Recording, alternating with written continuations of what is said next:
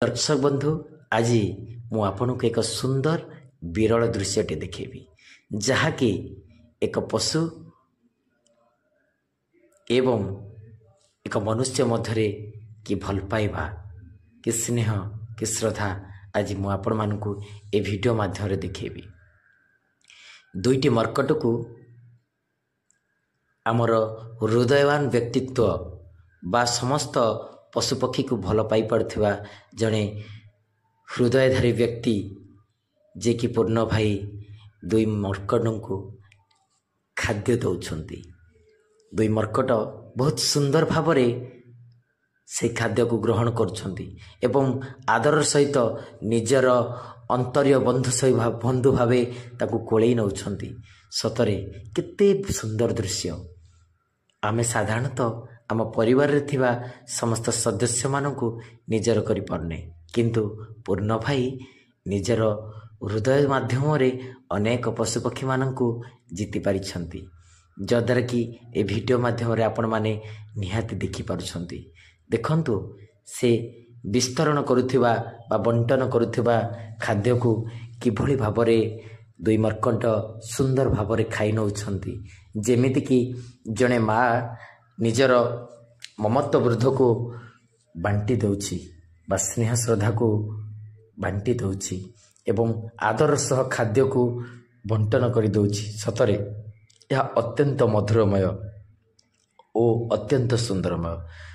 सो दर्शक बंधु मु जाने मनीष मात्र के फूल मनीष मात्र के अनेक प्रकार जंजाल एवं अनेक प्रकार समस्या थाए किंतु किछि समय बा किछि मुहूर्त काढ़ी आमे ए पशुपक्षी मानक सहित अंतरंग बंधुत्व रखिबा बा अंतरंग भल पाइबा होची एक बहुत बड़ मांगलिक कार्य। आपण माने जानिथिबे जे कथारे अछि 10टी पुत्र जन्म करिवा जहा एक वृक्षरोपण करिवा सेही परि भाबरे अनेक पुत्र मानकु पालन करिवा जहा एक पशु बा पक्षी को खुआइबा होछि सेया। तेणु आपण माने देखंतु जदि आपण एक पशु बा पक्षी की खाद्य दउछंती प्रतिदिन खाद्य दउछंती ताले देखिबे आपणकर सदा सर्वदा अनेक प्रकार उन्नतिमूलक कार्य हब। सो आमर जड़े हृदयधार व्यक्तित्व बा हृदयवान व्यक्तित्व जे कि पूर्ण भाई दुई मर्कट को सुंदर भावरे खाद्य खुआई दउछंती एवं सुंदर भावरे मध्य दुई मांकड़ बा मर्कट खाई नउछंती। सतरे ए दृश्य अपूर्व एवं ए दृश्य को देखिले मनोहर हो जाउची एमिति मने होची मु मध्य से मानक सहित मिसंती एवं ए भलिया खाद्य को मध्य विस्तरण करंती। वाह कि सुंदर दृश्य।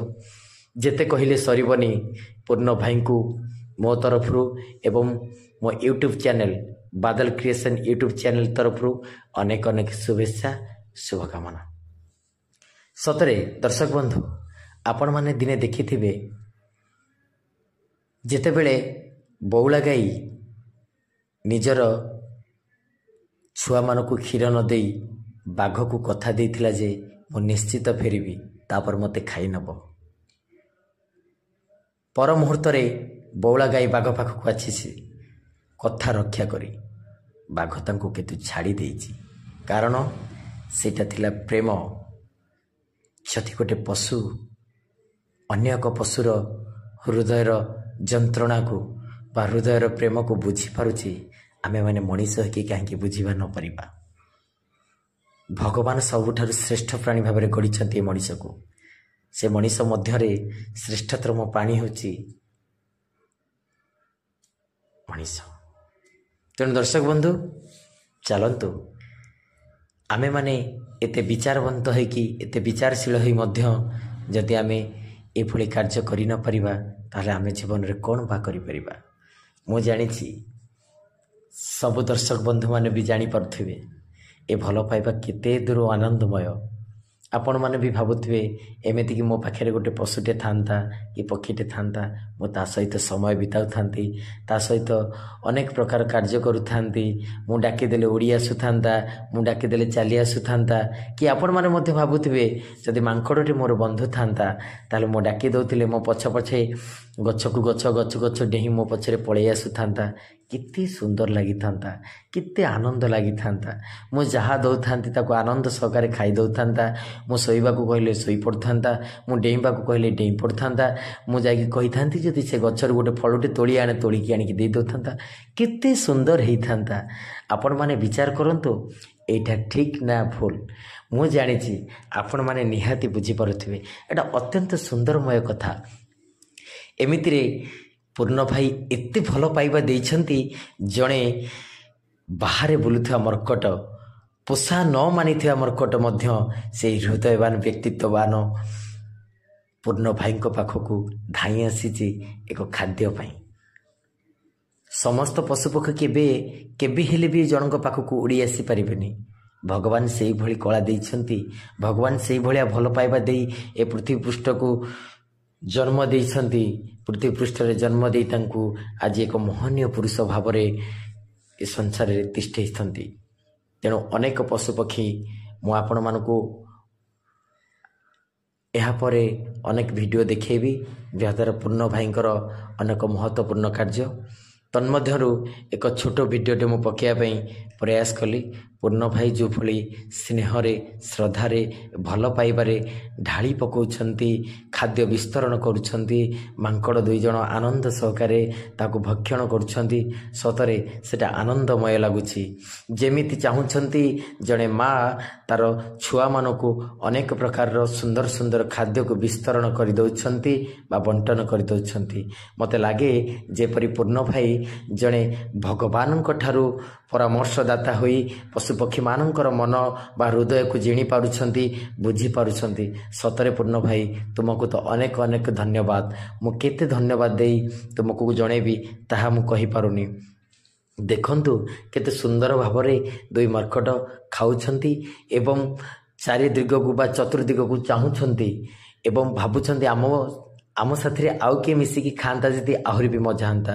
ପୂର୍ଣ୍ଣ ଭାଇଙ୍କର ହୃଦୟ ବି ଚାହୁଁଛି ଯେ ଆଉ 2-4 ଜଣ ମାଙ୍କଡ଼ ଆସନ୍ତେ, ମିଶିକି ଖାଆନ୍ତେ, ବହୁତ ମଜା ହୁଅନ୍ତା। ସତରେ ଆନନ୍ଦମୟ ଏ ଦୁନିଆଟା ଏତେ ସୁନ୍ଦରମୟ, ତାହା ପରିପ୍ରକାଶ କରିବା ସତରେ ବହୁତ କଷ୍ଟକର।